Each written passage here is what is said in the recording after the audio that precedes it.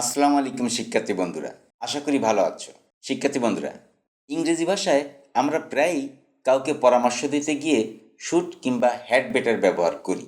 কিন্তু তুমি কি জানো, এদের মানে কাছাকাছি হলেও বাস্তবে এদের ব্যবহার এবং প্রভাব সম্পূর্ণ এক নয়।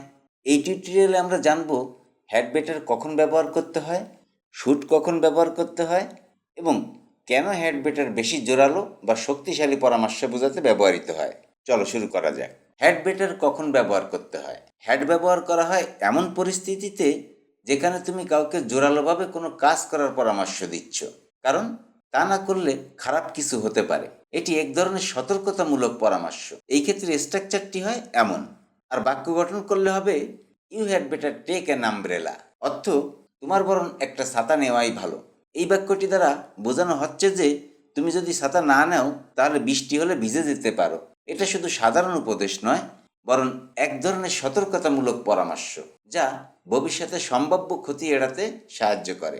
আরেকটি উদাহরণ, you had better study for the exam, অর্থ তোমার বরং পরীক্ষার জন্য পড়াশোনা করাই ভালো।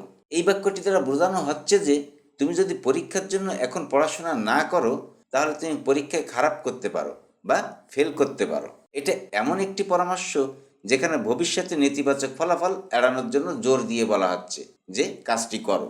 এইভাবে হ্যাড বেটার মূলত গুরুত্বপূর্ণ এবং সতর্কতামূলক পরামর্শ দেওয়ার সময় ব্যবহার করা হয়। মনে রাখবে, হ্যাড বেটার শুনতে একটু আদেশমূলক বা হুঁশিয়ারিমূলক লাগতে পারে। এটা সাধারণত বন্ধু, পরিচিত বা ছোট কারোর সাথে ব্যবহার করা যায়। শুড কখন ব্যবহার করতে হয়? শুড ব্যবহার করা হয় এমন পরিস্থিতিতে যেখানে তুমি কাউকে সাধারণভাবে কোনো কাজ করার পরামর্শ দিচ্ছ। এটা কোনো হুঁশিয়ারি নয়, বরং এক ধরনের সহজ, শান্ত এবং সামাজিকভাবে গ্রহণযোগ্য উপদেশ। এটা না করলেও ভয়ানক কিছু হবে না, কিন্তু করলে ভালো হবে।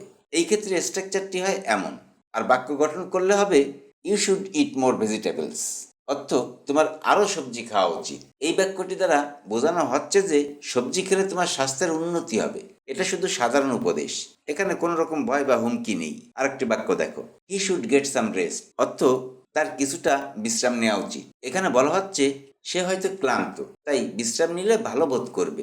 এটা এমন এক ধরনের পরামর্শ যা সহানুভূতি নিয়ে বলা হয়। আবার we should always tell the truth, অর্থ আমাদের সবসময় সত্য বলা উচিত। এটি একটি নৈতিক পরামর্শ।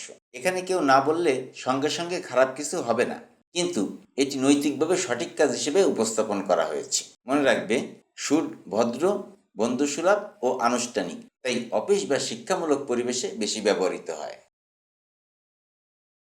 কেন হ্যাডবেটার বেশি জোরালো বা শক্তিশালী পরামর্শ বোঝাতে ব্যবহার হয়? হ্যাডবেটার সাধারণত পরামর্শের চেয়ে অনেক বেশি জোরালো, জরুরি এবং সতর্কতামূলক, কারণ এটি এমন পরিস্থিতিতে ব্যবহৃত হয় যেখানে যদি সেই পরামর্শ অনুসরণ না করা হয় তাহলে নেতিবাচক ফলাফল হতে পারে। অর্থাৎ হ্যাডবেটার দিয়ে বলা যায় এই কাজটা এখনই করা ভালো, না হলে খারাপ কিছু ঘটতে পারে। চলো দুই একটি উদাহরণ দেখি। হ্যাডবেটার ব্যবহৃত হয় এমন পরিস্থিতিতে যেখানে পরামর্শ না মানলে পরিস্থিতি খারাপ হতে পারে। যেমন, you had better lock the door before you leave, অর্থাৎ তুমি বের হওয়ার আগে দরজা লক করাই ভালো। এখানে বোঝানো হচ্ছে যদি দরজা লক না করো চুরি হতে পারে। শুনতে হুঁশিয়ারি বা আদেশের মতো লাগে। হ্যাডবেটারের টোন অনেক সময় হুঁশিয়ারিমূলক হয়, বিশেষ করে যদি কোনো জরুরি অবস্থা থাকে। যেমন, you had better not be late, অর্থাৎ তোমার কিন্তু দেরি করা একদম চলবে না। এখানে একটা স্পষ্ট সতর্কবার্তা আছে, দেরি করলে সমস্যা হবে। হ্যাডবেটার অনেক সময় তাৎক্ষণিক সিদ্ধান্ত নেওয়ার জন্য ব্যবহৃত হয়, যেখানে আর চিন্তা করার সুযোগ নেই। যেমন, it's starting to rain, you had better go inside, অর্থ বৃষ্টি শুরু হয়েছে, তোমার ভিতরে যাওয়াই ভালো। এখানে হ্যাডবেটার মানে এখনই ভিতরে না গেলে ভিজে যেতে পারো। তাই হ্যাডবেটার শুধু পরামর্শ না, এটি এমন এক ধরনের কথার ভঙ্গি যা শুনলে বোঝা যায় বিষয়টা সিরিয়াস এবং অবহেলা করা ঠিক না। তো শিক্ষার্থী বন্ধুরা, এই ছিল শুড এবং হ্যাডবেটার সম্পর্কিত আলোচনা। ভিডিওটি যদি ভালো লাগে তাহলে লাইক, কমেন্ট, শেয়ার করতে ভুলো না। আর তুমি যদি চ্যানেলে নতুন হও তাহলে চ্যানেলটি সাবস্ক্রাইব করে সঙ্গেই থেকো। আজ আর নয়, কথা হবে অন্য কোনো ক্লাসে। সে পর্যন্ত সবাই ভালো থাকবে, সুস্থ থাকবে, এই কামনায় শেষ করছি। আল্লাহ হাফেজ।